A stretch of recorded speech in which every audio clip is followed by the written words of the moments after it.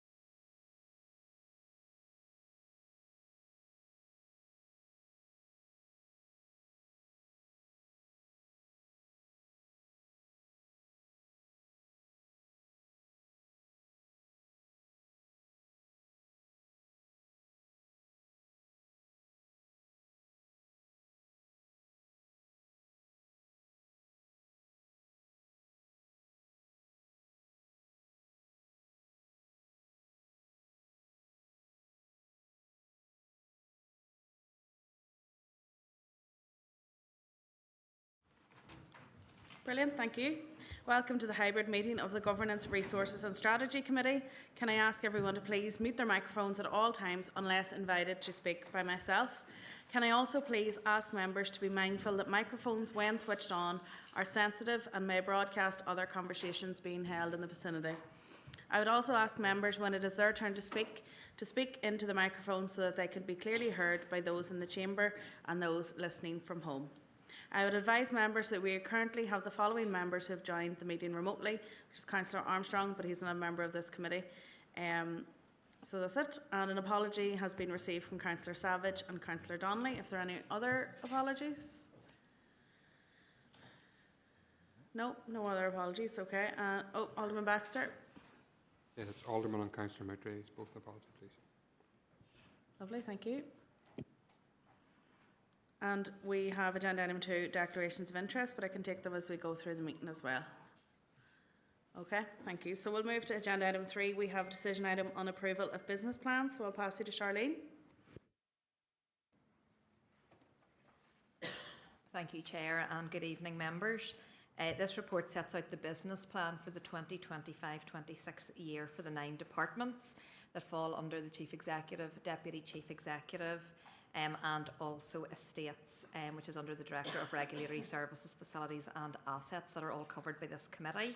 The report includes a summary overview of the key actions for each department, and full business plans are contained within the appendices section. Updates on progress against these plans will be shared with the committee on a biannual basis. And this is a decision item, members, and it is recommended that approval be given to the business plans for the 9 departments. Thank you. Thank you very much, Charlene. We have a question from Councillor Duffy. No, it wasn't a question. I would just like to thank the staff for all the work that's been put into the business plans and just approve it. Thank you. Or propose. Sorry. Thank you. Councillor Ferguson, Deputy Chair. Thank you, Chair. I'm happy to second as well. I do have one question though on the estates plan. I think as members we understand and know in our communities around the backlog and maintenance tasks, which often comes to the fore when we do ask for things to get done. I'm wondering, within this business plan it's not mentioned and there's no objective beside it, and I'm wondering, can that be included so that we could monitor the backlog of maintenance tasks in this particular department? Thank you. I'll bring in Mark. Thank you. Okay. Thank you, Chair, and thank you, Councillor Ferguson. It's a fair point, and we can add in a goal in relation to the volume of works requests brought in and progressed on a quarterly basis, if that would be acceptable. Thank you. Thank you, Mark. Councillor Lavery. Thank you, Chair, and thank you to all officers who are involved in compiling together these comprehensive reports. I just do have a wee quick query on the HR one. I know an issue that keeps coming up from time to time is the speed or time it takes to go from a vacant post to fill in that post. I don't know whether it would be possible, similar to the maintenance one just discussed, if we're getting updates on that, if something like an average time it takes to fill a post could be part of that discussion, just so we can see how we are at the present time, and as obviously if we improve our HR systems, how that can fall down, unless it's maybe in the report already or presented in that, but I think it'll be a very useful bit of information. Thank you. Thank you, Councillor Lavery. We have Niamh online, maybe to answer your question. Niamh, if you want to come in. Yeah, thank you. Yeah, I'm hoping you can hear me all okay. Yes, and thanks for the question, Councillor Lavery. That's not a problem, and we can look at that. But just to be clear as well, what we actually monitor is the length of time that the vacancy authorisation form would be with HR, and then the time that we would take in order to progress the vacancy. But there may be a time prior to that with the post being vacant, but the form has not been completed. But certainly we can look at monitoring our side of that, and we have been taking some steps now to look at how we can make that process more efficient, particularly the onboarding side whenever we're waiting for reference checks to come through, and documents and medicals and all of that. So we're continually looking to improve the time around that. Thank you, Niamh and Councillor Lavery. Councillor McLennan. Yes, Chair. Yes, Chair. Thank you for letting me in, and thank you to Charlene and the team for what is a comprehensive plan. And listen, I have no sort of issue or difficulty with it. It's just in terms of clarity on the table on page 2 and 3 following. It details the top 3 actions in terms of each of the departments.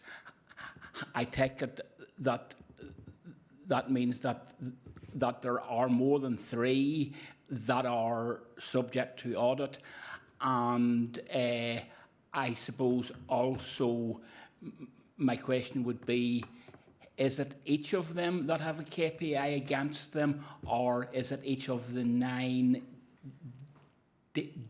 departments have a key performance indicator against them? Thanks, Chair. Thank you, Councillor McLennan. I'll bring in Charlene. Thank you, Chair, and thank you, Councillor McLelland, for your query. I suppose what we have done in the main covering report is just try to give a bit of a flavour for maybe what the key focus is. So in the business plans themselves, you will see that some of these will have many more than 3 overarching actions, but under each of the actions there are also a number of measures. So that's where you would talk about KPIs. In some cases we're providing a baseline, and then we will continue to monitor quarterly how that progresses. But you're right that there are quite a significant number of measures in there. Thank you. Thank you. Members, we have no more questions, so we have a proposer and seconder. For all agreed? Yeah, thank you. So we'll move to item 4.1. We have a decision item on the external consultation schedule, so I'll pass you to Elaine. Thank you, Chair, and evening members. 4.1 is our regular external consultation schedule for May, so this month's schedule is attached as Appendix A, and I'm seeking members' approval for that tonight. Thank you. Thank you very much, Elaine. We've no question, no lights on, members. If we're happy to proceed, I can get a proposer and seconder to agree. Proposed by Councillor McConville-Walker, seconded by Councillor Mackel. Thank you. Members, item 4.2 is an information item, so I'm happy to note the dates for the Take 500 programme. If anybody has any questions for Elaine, we're happy to take. If not, that's okay. So we'll move to agenda item 5.1, the NILGA annual subscription fee. I'll pass you to Kate. Thank you. Good evening, members. This is an item 4 decision. We've received our annual letter from NILGA in relation to the subscription payable to them. This letter is attached to Appendix 1. In order to enable the continued delivery of NILGA's work, a subscription is payable to them each financial year, and an invoice for £62,247 has been received by Council. The recommendation is that members agree the payment of the annual subscription fee of £62,247 to NILGA. Thank you. Thank you very much, Kate. And Councillor Mackel. Just happy to propose, Chair. Thank you. And Councillor McLennan. Yes, Chair. It's just to declare an interest as a member of the NILGA Executive and as a member of the NILGA Strategic Policy Network. Yeah, like myself, members, if anyone else is an NILGA member, we'll just take all of those declarations of interest, if that's okay. Councillor O'Dowd. Thanks, Chair. I'm not a member and I'm happy to second. Thank you, Councillor O'Dowd. Members, any other questions? No, if not, we're agreed. We can move on then. Thank you. So we have 5.2. Sorry, it's written wrong here. So we have 2025 Armed Forces Covenant Conference. Alderman Baxter. Yeah, just on that, 5.2, is there an officer taking us through this first, or? Oh, sorry. There was an oversight on my part, Alderman Baxter. Kate, she's probably panicking over there. Thank you, Chair. Yes, members, this is another item 4 decision. Members are advised that details have been received with regard to the 2025 Armed Forces Covenant Conference to be held in Glasgow. Members will be aware that Council had appointed Councillor McElrath as Veterans Champion and Alderman Margaret Tinsley as Deputy Veterans Champion. Councillor McGrath has indicated he's unavailable to attend this conference. However, Alderman Tinsley would be interested in attending. There's no conference fee, but there will be other associated costs in terms of flights and car parking and subsistence, and this is likely to cost in the region of £313.45.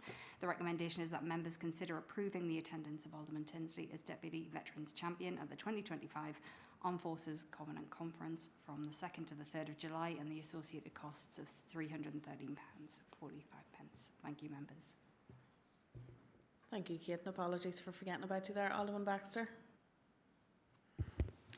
Okay, thank you, Chair. Yeah, I'm more than happy to propose this. I think, you know, the councils do have veterans champions, and I think these things come in 2 or 3 times a year for these sorts of things. I think from next year, I'm happy to propose this, but as an addendum, a separate proposal really, that we look at this for next year as part of the estimates process, that there's a small budget set aside every year for veterans conferences. And I'm thinking of the veterans dinner that we attend every year, and I think it comes out of a Lord Mayor's budget or a Deputy Lord Mayor's budget. A small, very small pot of money to allow the veterans champion or the deputy veterans champion to attend these very important events with regards to anything that can help the veterans within our borough. You know, we did sign up to the Armed Forces Covenant in 2015. We were the first council to do so, and it did go through unopposed through this council. So I think, you know, when these things are coming, I don't think really we should even be discussing them. There should be a small budget set aside to allow the veterans champion, who is a representative of the council, there should be a small budget set aside to allow them to go to these different conferences, and even the veterans dinner that happens every year as well. So I'll make that a separate proposal. We look at that. Obviously it's too late for this year, but we look at that in next year's estimates process, and even if there's a paper brought back or some sort of discussion within a governance working group or whatever the form may be of what that budget should be, I would imagine it'll be minimal. £1,000, £2,000 a year, who knows, for a couple of conferences that do take place throughout the year. But I think they're very important, and I think it's a very important thing for the council to be represented at. I'm more than happy to propose actually what's before us tonight, but then as a second proposal to look at that for next year through the estimates process, so we don't have to do this every time it comes up. Thank you. Thank you, Alderman Baxter. I'll deal with the proposal, then the decision that's in front of us this evening first of all, and we'll move to that one after. Councillor Hurd. Thank you very much, Chair. Yes, I agree with Alderman Baxter there, so I'll second both of the things. Thank you. Okay, members, we'll take the first one then, the decision that's before us in the papers tonight, 2025 Armed Forces Covenant, if everyone's agreed. Agreed. And then we have a second proposal by Alderman Baxter and Councillor Hurd on I'll just get clarity on this from Alderman Baxter, so a paper to be brought back with a small budget on a number of events to do with the Veterans Champion. Can you maybe give us a bit of clarity on what those events would be? Well, we're not actually sure. I've made the veterans dinner every year as an example. It's something that we do attend, but I think it's always, you know, who's going to pay for this year's going to the Lord Mayor's budget, separate budget or whatever. So I think that would be one of the events, and I think there's 2 or 3 conferences possibly every year. So we're not talking about a huge amount of money. I would imagine it'll be £1,500 or £2,000 at the very, very most. But I think that could be investigated and then brought back with a nominal figure on it, and then just agree that through next year's estimates setting process as opposed. Obviously, it's too late for this year. Yeah, and you would be content for that to go through the estimates working group? Yeah. Yeah. If that's appropriate, an appropriate group for it, yeah. Yeah, okay. So members have proposed and seconded for that proposal. Are we clear on it, first of all? Yeah, Councillor Mackle. Hi, Chair. Are we just talking about like a discussion paper for the group? We're not committing ourselves to any spend, or we don't know what the events are or anything at this stage, so just a paper coming outlining what the events are and discuss it then at the estimates, 100%. Great, members. So we've agreement on both of those then. Thank you, Councillor McElrath. Just before for this item? Yeah. Thank you, Chair, and obviously just, I suppose it's important to declare an interest as a Veterans Champion. And we're talking about finance, so we'll put that on the record first of all. Could I also just maybe on this point, and we've been speaking, Alderman Baxter spoke about the Armed Forces Covenant, this council signed up to in 2015.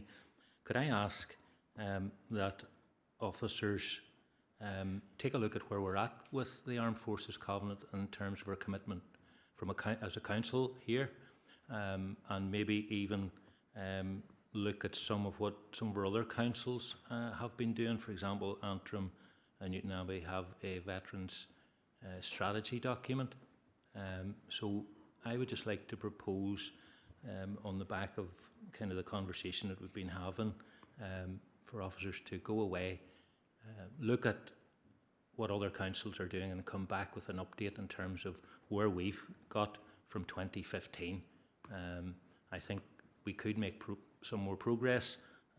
We have a huge number of veterans living and residing in this borough, and it would be good maybe just to get an update as to where we're at with the Armed Forces Covenant that we signed up to in 2015. Thanks. I make that a proposal, Chair. Thank you, Councillor McElrath. Councillor McLennan. Yes, Chair. Thanks for letting me in, and it's just to second the proposal of my colleague, Councillor McElrath. Thanks. Thank you, Councillor McLennan. Members, are we all agreed on that proposal? No problem, thank you. Agenda item 6, members, we have no items of correspondence, so I'll seek to move to committee. So can I have a proposer and seconder to go in? Thank you. Councillor Michael, so proposing Councillor McLennan, thank you. Members and online viewers, in accordance with Schedule 6 of the Local Government Act, we will now be moving into a confidential session of the Council. This means that we will be turning off the public feed of the meeting. This will be returned when the meeting is restarted. Can I ask ICT officers to please turn off the feed and confirm with me when the confidential section of this meeting can proceed?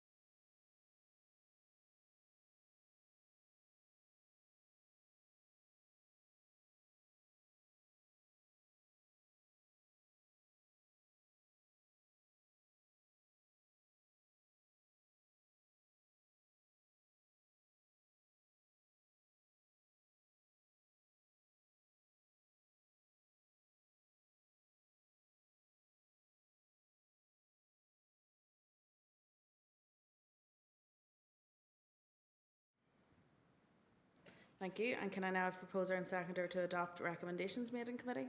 Thank you, Councillor McElrath. Seconded by Councillor McLennan.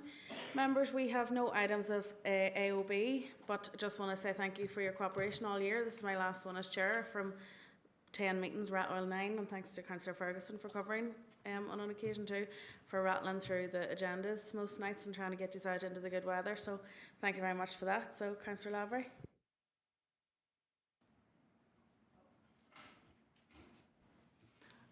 Thank you, Chair. Yeah, I didn't want to let you away there without giving you my thanks as well for both yourself and the Vice Chair and the roles you've done this year. I think the meetings were chaired well and efficiently, and wish you well, and thanks for the service you give to the committee for the past year. Thank you. And Councillor O'Dowd.